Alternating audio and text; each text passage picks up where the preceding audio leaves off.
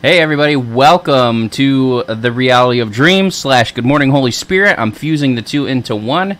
At some point, if you look over here, I have my piano set up to do some live worship. There's nobody watching right now, but it doesn't matter. But also, I want to teach on dream interpretation, so I'll wait until a couple people are signed in, and then, I will teach on dream interpretation, and then I'll play piano for one song, so for about 9 to 10 minutes with a backup worship track, which will be Kevin Zadai's Resting in Faith from his Warrior Notes album on Spotify.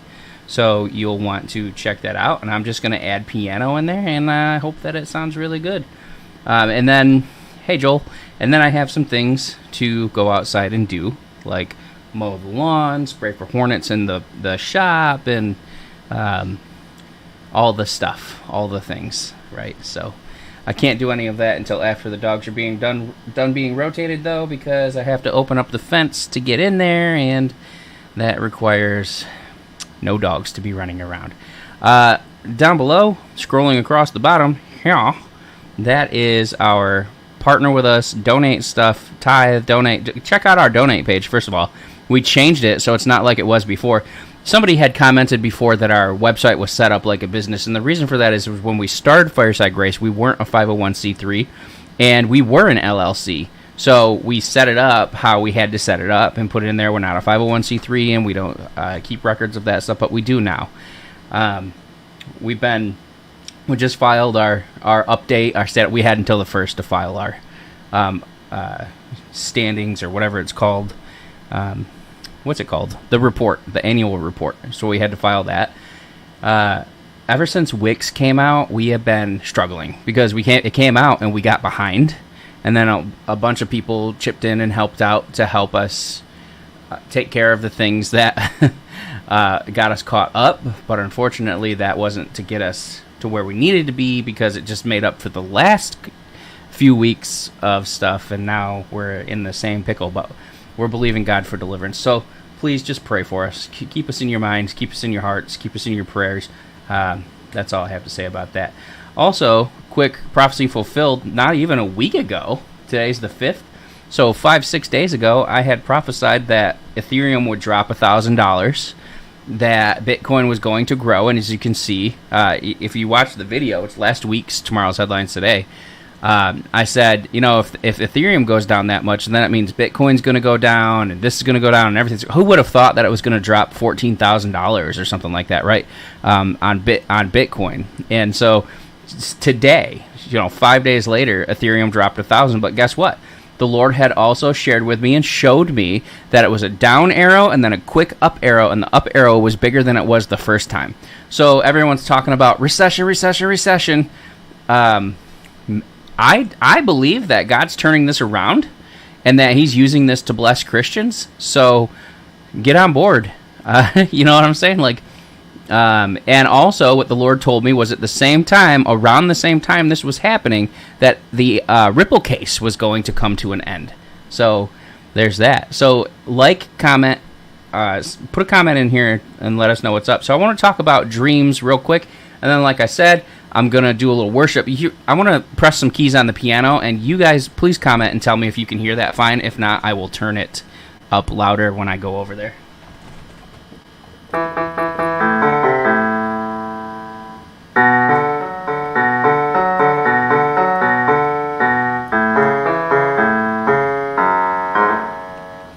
Does that sound good?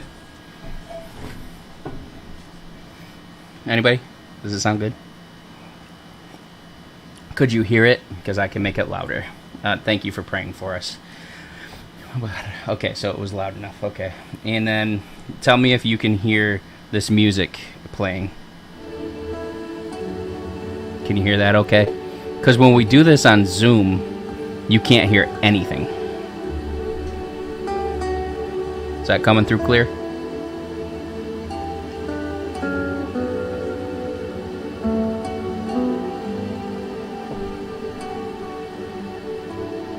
Okay, that's all I need to know.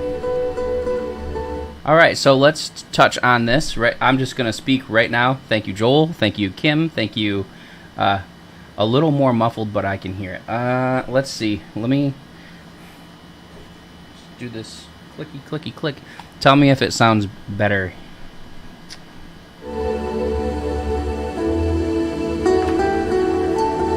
How's that? Is that better? It's pretty loud. Maybe I need to bring some bass down.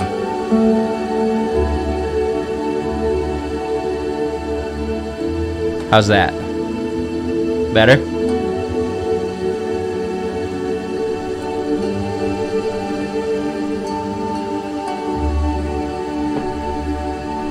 I'm going to take that as a yes since nobody's saying anything. Okay. All right, so let's talk about dreams. Are they relevant? Loud and clear. Thank you, Andrew. Appreciate you being here. Thank you, Kim. All right, perfect. We got it all good to go. So I am super duper thankful for all y'all to be here and for the ministry opportunities that you guys have provided for us, all of the things. We couldn't do any of this without you. We couldn't feed the homeless. 1 year, I think this was like 2021, so before Joe Biden really hit, we gave away like $51,000 to people, and that was I think that was a lot. We were just if you take everything, it's not just giving here, giving there, it's what we gave and stuff like that. So that's what we do. I feel like I shouldn't have said that. I feel like I shouldn't have said that, but we did, and it's amazing because we couldn't have done it. And the reason is, if you remember back in 2020, 2021, we had a lot of people come to us who had needs back then. And we were, you guys were donating for people's apartments, for their houses. We had a homeless pastor and his wife who were literally living in their car. And we took care of them and sent them all and got them into a house and got them out of their car and all this stuff. That's not the other couple that was last year or earlier this year. That's a different couple. But this was in 2021. And we saw so many miracles and so many things happening. And what's funny is we were... I was still learning how to operate in the prophetic, and I always will be learning. And I got timing wrong on a lot of things, but you guys still trusted us and stuck with us, and we've had a lot of. I've grown a lot, but I couldn't do any of this without you. Brainy and I couldn't do any of it without you at all. And we're so a lot of times now we don't ask you guys if, hey, Athens, Georgia, nice. We don't ask if you guys want to donate very often unless we can't do it on our own. We try to help people as much as we can. So everybody's going through tough times right now. It is what it is. So dreams, are they relevant or are they not relevant? I was reading an article today on the latest dream research from whatever you want to call it, scientific sources, and they were saying, we don't know where dreams come from, we don't know why people have dreams, we don't know what the source of dreams is, it's all a bunch of hogwash and malarkey. Of course they don't know, because they don't want to recognize the spiritual aspect of dreams and dream interpretation. But if you look up the definition of what the soul is, the definition of soul no longer states the mind, will, and emotions of something or a person's psyche, but it actually says that it's a person's immortal spirit being. And psychology is the study of a person's soul, or psyche, which is their mind, will, and emotions, is where we get the word from. So isn't that interesting that psychology is currently starting to turn towards the fact that there is a spiritual influence in what's going on in people's lives? And one of the things that's prominent with psychologists is that you typically have to study Freudian and or Jungian dream interpretation and dream theory, because obviously Freud contributed greatly to modern day psychology, even though he was a Satanist, a cultist, and didn't believe in God, and neither did Jung, right? So you're taught those things, so you have to think that there's some sort of aspect. And now there's Edgar Cayce dream interpretation, and it's just a direct knockoff and ripoff of John Paul Jackson's dream interpretation, where he replaces the word God or Jehovah, Yahweh, however you want to say it, with the universe or existence. And Edgar Cayce is a known Satanist, devil worshiper, just so you know. So if you see Cayce dream interpretation theory, don't go to it. Don't have anything to do with it. So they're recognizing that there's a spiritual aspect to this stuff, but the people who are trying to study where dreams are coming from just with machines and equipment and registering brainwaves won't ever figure out that dreams have a spiritual significance because they can't understand that. Now, here's the thing. Here's the crazy thing. If you had any sort of idea, like looking things up on the internet and such, you would find out that the American government speaks regularly with the dead, with demons. They can see them with their cameras and with their Dopplers, with different infrared sensors and radars and stuff. So they know that the spirit realm exists. They know that there are other beings out there besides us, and they talk to them, and they can see them. They are aware of them. They know that they are there. They know that they exist, right? So really, for people to think that there's no God, that there's no influence on dreams from any outside source or reference or whatever is kind of asinine, because even the American government knows that. And soon, when they reveal the things to come of these crafts and ships and stuff that Kevin Zadai is always talking about, when they come and reveal that, they're going to plainly come out and say, there's an afterlife. But they're not going to tell you that you need Jesus to go to heaven. Okay? So soon, all of that's going to change. Now, if they incorporated some sort of infrared imagery or vision into studying a person's brain while they're having dreams, they will be able to see that there were sources that were coming. When a person was having a nightmare, they'd be able to see that there was something there that lit up somewhere in that frame, right?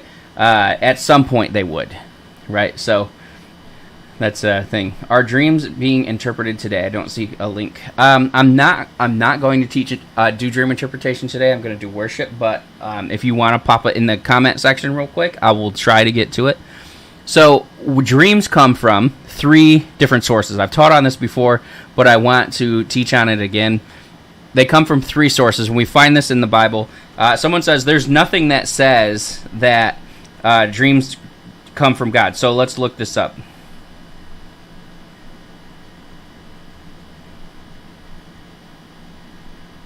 I just got to pull the verse up here. It talks about their idols speak deceit and their diviners see illusions. Okay, this is one of the things. That's 10:20. Yeah, 10:2.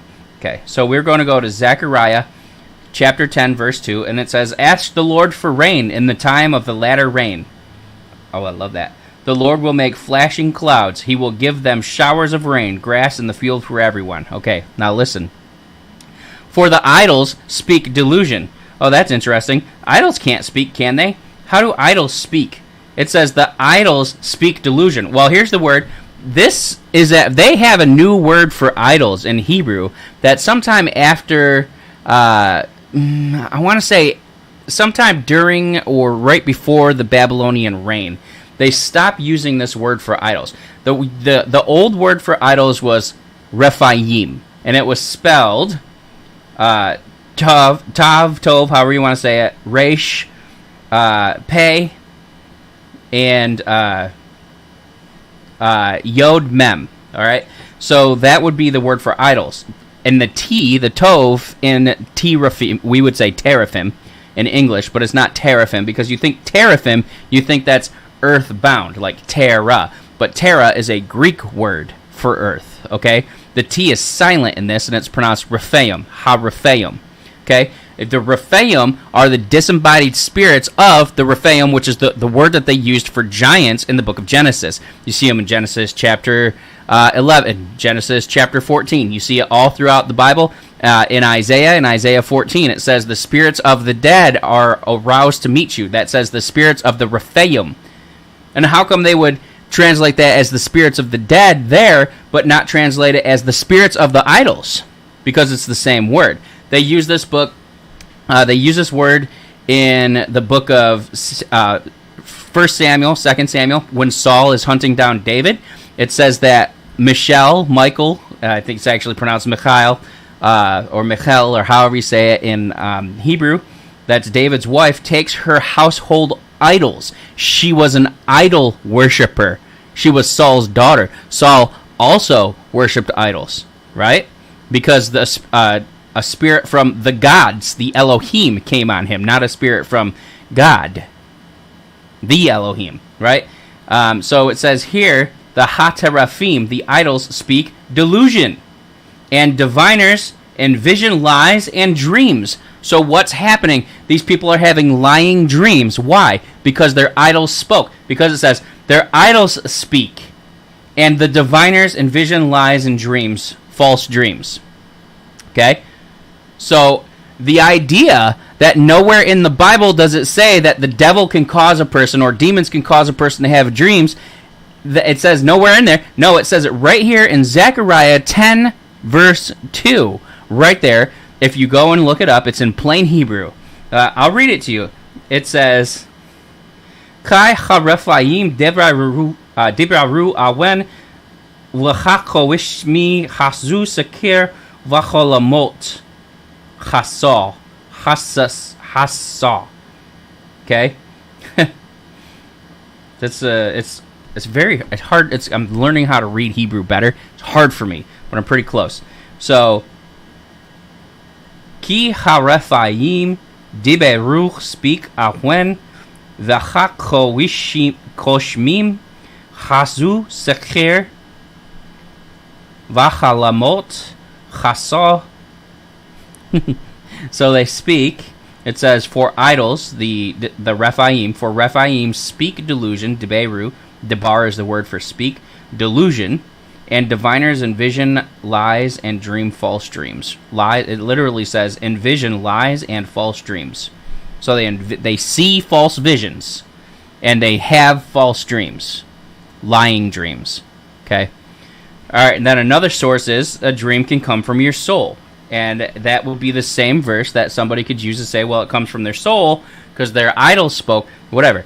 The soul dreams are when you cause yourself to have a dream. So we can look up here. Let me see if I can find it here. Jeremiah 29:8. This is what the Lord Almighty, the God of Israel, says. Do not let the prophets and diviners among you deceive you. Do not listen to the dreams. Do not listen to the dreams you encourage them to have. So those are the dreams that's when they're coming up with their own dreams because it's coming from an outside source. Okay? Excuse me. Very rude of me to just burp in y'all's face. So then that's coming from an outside source. That's coming from you cause us to have dreams. That's when you're asking us questions, asking about cryptocurrency, asking about the end times and all this stuff. We'll be thinking about that stuff if you're like me. Sometimes, this is what would happen to me in the past. I don't think about this stuff anymore. I don't ask the Lord about this stuff. If he wants to tell me it, he'll tell me it, and it's organic, okay? But it used to be people would come to me asking me about crypto stuff all the time. What's this going to happen? Are you seeing price points on this? Are you seeing that? Should I set sell limits? Blah, blah, blah, blah. I don't know anything about cryptocurrency, but these are the things that I get asked, okay? And then I would start praying and come up with my own timing on this stuff. And again, like I said, that's in the past. I've learned since then, right? I stopped trying to appease everybody and just listen to God, period, right? And this is one of the things that you learn from growing in the prophetic. That's also going to help you learn dream interpretation. And I could have had a dream or seen something in a vision that would have been caused by people asking me these questions, because what you focus on when you go to sleep, sometimes you'll dream about, especially if you're a person who goes to sleep thinking and you think yourself into sleep. Then you have dreams that are usually darker, duller, muted colors. Sometimes if you're very given to God, you'll have a bright dream that's from the soul, because your soul will actually submit to your spirit, but your soul still has its own thoughts and stuff, right? But that's not super often that I hear this, and I can tell the difference between a soul dream and a dream from God, because soul dreams are like enemy dreams.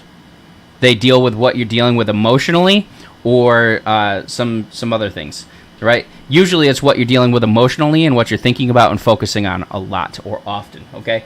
So we have dreams that can come from the soul. Then we also have dreams that come from God. Obviously, it's all through the Bible. You see it first in chapter 15, I want to say, of Genesis, when Abraham comes down and speaks to, it actually says the word of the Lord spoke to Abraham. Who's the word of the Lord? That's Jesus. So Jesus came down and spoke to Abraham in a vision, in a dream at night, right? And then we see him speaking through Joseph to Abimelech, and this isn't in any order, Solomon to Joseph in the New Testament. He speaks through dreams all throughout the Bible. So we know that God's responsible for dreams. Now, some people will say that all dreams come from God. Well, that's not true, because God can't lie. And if you have a dark dream that something bad is happening or going to happen, and that's not from God, that's a lie. And what if you have a dream where God told you that, God told you that Bitcoin was going to go up to $84,000, 312 cents in 2 days, right? Maybe that's going to happen. Maybe that's prophetic. I don't know. Just pulling numbers out of thin air, right? In 2 days, Bitcoin goes up to 84,312. I had a dream. You're telling the truth, right? You had a dream that was going to happen. Well, 2 days comes and it didn't happen. So who was the one that came and gave the dream? It wasn't God, was it? So God will tell you dreams. He'll tell you what's going on in your life. He'll speak to you clearly. Number one way people can hear God's voice and hear his audible voice is actually sleeping. My friend had a dream the other day that Jesus came to him, and that Jesus gave him, he said, you need to be clothed in robes of righteousness, and gave him a robe, and it was blue and white. And he said, what does that mean? I know that he doesn't read his Bible very often, and some of y'all might not know this, but it says in Isaiah, I want to say Isaiah 61, that we're clothed in robes of righteousness and gowns of salvation. So that was Jesus visiting him in a dream and giving him that and saying, this is for you. This is such an encouraging dream. And then there's times where Jesus will just speak and you'll know his voice. Like I had a dream that everybody was trying to offer me alcohol, trying to get me to drink with them. And I said, no, I'm fine. No, thank you. No, thank you. Like 6 times. And then finally I said, hey guys, I love you guys all very much. I miss hanging out with you guys, but I don't need alcohol in order to have fun with y'all. I don't drink. I used to drink way back when, and I quit. I don't think that it's a sin to drink, but for me it was a sin because I was an alcoholic, right? I have no desire for it. And then at the end of that dream, when I said, no, I don't have to have alcohol to have fun, Jesus spoke and he said, congratulations, you passed the test. And I woke up and I was like, that's so great, cool, what's next? You want to test me somewhere else where you know I'm going to pass? There's been times where I've had dreams where he has not said I passed the test, where I failed the test. And you know why he does that? It's, number one, it shows you're going to be held accountable for this. Number two, it shows that there's areas in your heart where you need work. And if I have a dream where I fail the test, I wake up and repent and say, Lord, deliver me from this. Help me with this. I don't want to go through this. But so these are things that we can look forward to from God. So I'm going to read this dream that's in the comment section, and then we're going to go into worship. And I'm going to play piano because you may not know this, or maybe you do. But about 4 years ago now, 3 or 4 years ago, right around there, I had a dream, and in the dream, there was 2 angels that walk up to me with a child who was about 12 or 13 years old, and so at this point, it would be longer than that, right? So 3 or 4, so about 14 or 15 now, right? If we're going to go by that age progression, right? This is how long ago it was. But it was about 12 or 13 years old at the time, which would be about 2008 or something like that. And these angels come up to me, and they say, this is Kim Clement's son. We would like you to raise him up and take care of him and teach him how to operate in the prophetic. And I said, nope. Not my monkey, not my circus. I'm not getting involved with all that. No, thank you. And they looked at me. They didn't say anything, but they were like, just looking at me. But we were at this big banquet, and there was this big stage there, and there was all these people there. Benny Hinn was there. A bunch of prophetic people that in the dream I knew who they were, but now I can't remember. And they were all coming up to him saying, oh, you're Kim Clement's son, blah, blah, blah. And I saw that they were using him for his name. They were using him for his father's name. They were using him for prophetic words. But they had no relationship. They were just using him. And to me, it felt like use and abuse.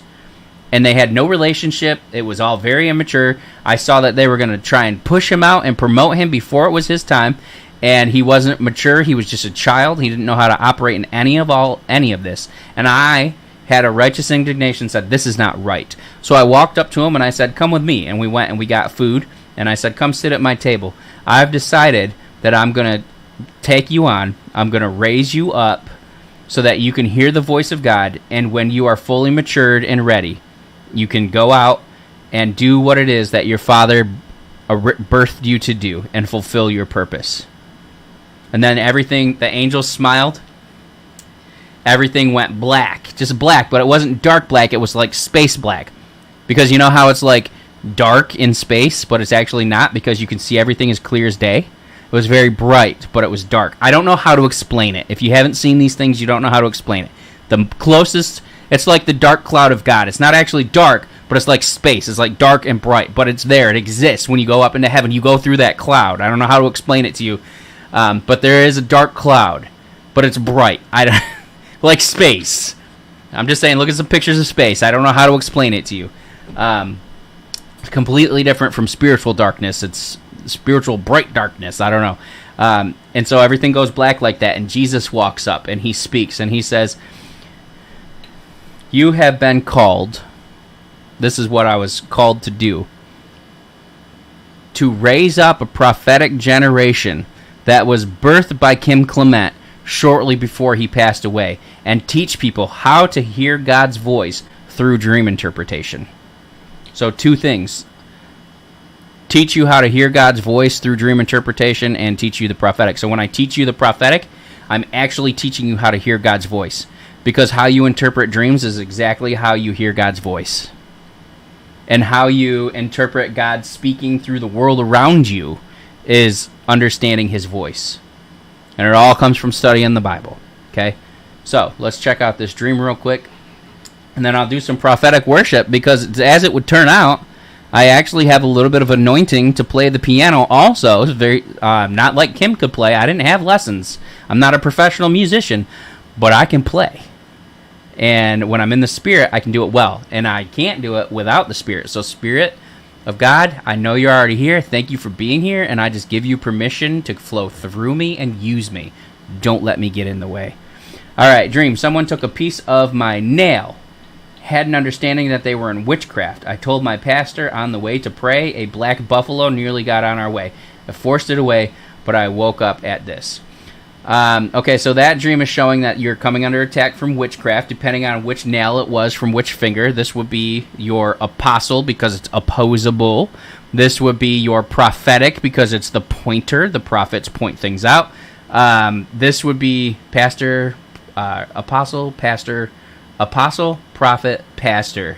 This would be your pastoral, evangelist, and your teacher. And notice the apostle touches on all of them like an apostle does. Okay, so depending on which finger it was, will let you know what area they're attacking you in. If it was your thumbnail, they're attacking the apostolic anointing in your life. If it was this finger, the middle finger, they were attacking your, whatever it's called here, your prophetic, or your pastoral calling, what you're learning and teaching, and evangelism, and then what you're learning and teaching. Okay, same thing with your toes. Those are foundational issues when it's your toes. Okay, so let's go do some dream and some worship. I'm just going to do it through the first song. When this song fades off, then I am going to just end the recording. Okay, so let me hit play here. You can hear the music playing, and then I'll scooch over here and start piano. So